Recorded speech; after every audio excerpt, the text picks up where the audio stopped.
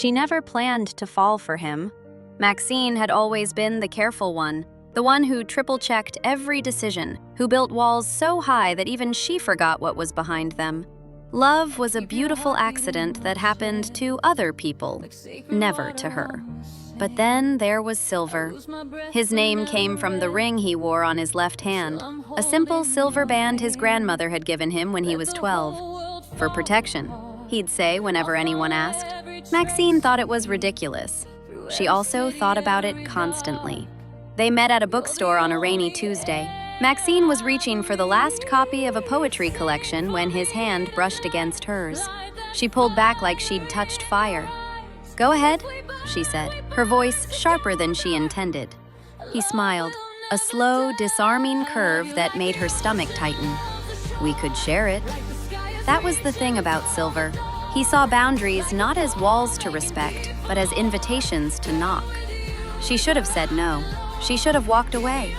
Instead, she found herself sitting across from him at the tiny cafe next door, their shared book open between them on the table. "You read first," he said, sliding it toward her. And something in the way he looked at her, patient, curious, utterly unthreatened, made her read, out loud, in the middle of a crowded cafe. By the time she finished the first poem, her cheeks were flushed and her heart was beating in a rhythm she didn't recognize. They started meeting every Tuesday. Same bookstore, same cafe, same table by the window. She told herself it was about the poetry. She told herself a lot of things. Her friends noticed first.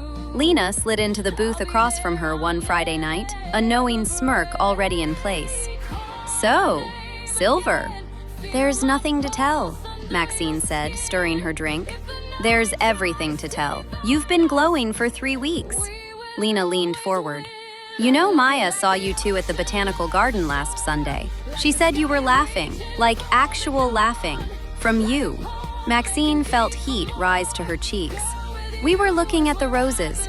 "Right, because you've always been passionate about horticulture." The truth was, Maxine couldn't explain it. Being around Silver felt like stepping into sunlight after years of shade. Warm, disorienting, almost too bright to look at directly. He remembered everything she said, the name of her childhood dog, her mother's favorite song, the exact way she took her coffee. One evening, they walked along the river as the sun melted into the water. The sky turned from gold to rose to a deep velvet purple. "Why do you always pull back?" Silver asked suddenly. Maxine's step faltered. "What do you mean?" "Every time we get close, really close, you find a reason to step away." He wasn't accusing. He was asking, genuinely asking. She wanted to give him a clean answer, something logical, something controlled. Instead, she heard herself say, "Because I'm terrified." He stopped walking, so she did too. "Of what?" "Of this. Of you." She swallowed hard. "Of what happens when you realize I'm not as easy to love as the poetry makes it seem." The silence that followed was the longest few seconds of her life. And then Silver did something that broke every rule she'd ever made for herself. He reached out, slowly, giving her every chance to step back, and tucked a strand of hair behind her ear. His fingers lingered near her temple. "I already know you're not easy," he said quietly. "Easy things aren't worth keeping." Later that night, lying in bed, she replayed the moment over and over. The warmth of his fingertips, the steadiness in his voice, the way he made fear feel less like a cage and more like a door she could choose to walk through. Her phone buzzed. A message from Silver. "I forgot to ask you something today."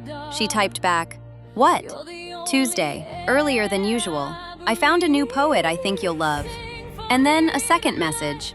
"Also, I'm falling for you. Just so you know." She stared at the screen for a long time. Her fingers hovered over the keyboard. The careful Maxine, the one who triple-checked everything, wanted to deflect, to make a joke, to find a reason to step back. But the Maxine who read poetry out loud in crowded cafes picked up the phone and called him instead. "I'm falling for you too," she said before he could even say hello. "And I have no idea what to do about it." "Neither do I," Silver said, and she could hear his smile through the phone. "But we'll figure it out, together." And in that moment, Maxine realized something she'd been too afraid to admit. The best things in life aren't the ones we plan for. They're the ones that knock anyway. Faster than the wind. I'm crashing into you like storms, like comets pulling me in. Every road leads back to you. Every step I take is fate. No matter what we're going through, I'll be there.